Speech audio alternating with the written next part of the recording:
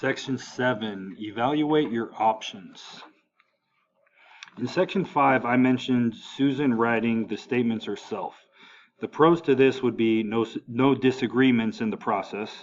It would be easier because Susan has great knowledge and writing statements would not be difficult for her. The committee members would be happy because they would get what they want. There are cons too. In my opinion, the cons far outweigh the pros. The statements would not reflect community values. This could harm the community because they would be getting lesser statements. I also mentioned involving students in the process. The pros to this would be, number one, students having a voice in the statements. It would be even more of a collaborative effort as well. Maybe with students on the committee could have a little more diversity.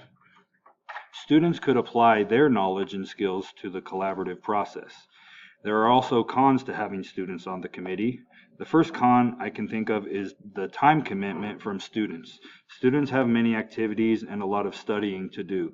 Being on the committee might be too great of a time commitment. Equity on the committee could be an issue. Would all the adults on the committee treat students as equal members? Would students have the same opportunities to be heard? I would hope so, but this could be an issue in the process. Section 8, choose the best option. After reflecting, I would need to make a final decision. My decision would be to include students on the committee. By doing this, we could perhaps have more diversity. We could be including the most important stakeholders, the students. They could further develop citizenship skills, digital citizenship as well. Students would also offer another perspective. I don't think I would have a hard time convincing all stakeholders that including students on the committee would be a good thing. I think it would be supported by most stakeholders. By including teachers, parents, and students, nearly all stakeholders would be involved in the process.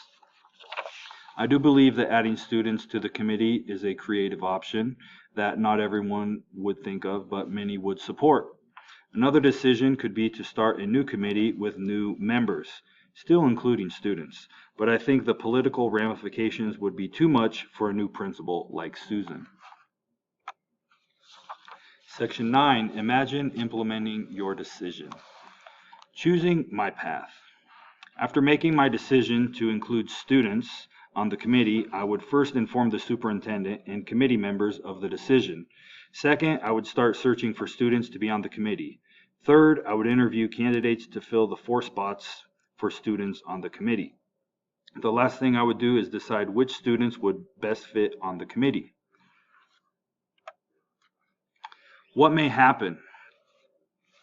I think by including students on the committee, the teachers and parents on the committee might not want to look so lazy and may actually collaborate to make the philosophy, mission, and vision statements. I also think that students would give a fresh, younger, and perhaps even more diverse perspective to the community. The end result would be philosophy, mission, and vision statements that reflect the core values and priorities of the stakeholders, including the number one stakeholders, the students. Who needs to know? First, the committee members and the superintendent would need to know of my decision, but then all stakeholders would need to know. A newspaper article and using technology such as social media would be the best way to inform all stakeholders.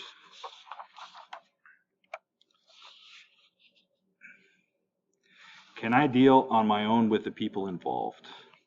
The answer is yes. I think Helen would be the hardest person to convince, but the committee is full of people who claim to respect the decisions of administrators. If this is indeed true, I would expect them to support my decision.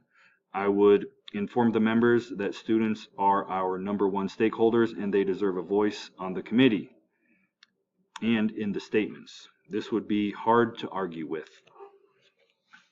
My plan B. If my original decision were to be met with resistance, I would need to make a drastic change. I would probably have to replace the members of the committee. I would need the superintendent's backing to do this. I would have to deal with Helen and her brother on the school board, but drastic times call for drastic measures. I would hope that Plan B would not be necessary, as it could lead to Susan looking for a new job. But in order to get the desired end result, which is philosophy, mission, and vision statements that were made collaboratively and reflect the values and priorities of all stakeholders, this would need to be done. Reflection. In doing this assignment, I put myself in Susan Potter's shoes. I used her situation to react how I would if I were her. As a future school leader, this case study is an example of something that I could potentially encounter.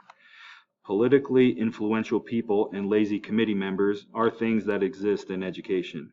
I will deal with these types of situations in the future, so this case study was very educational for me.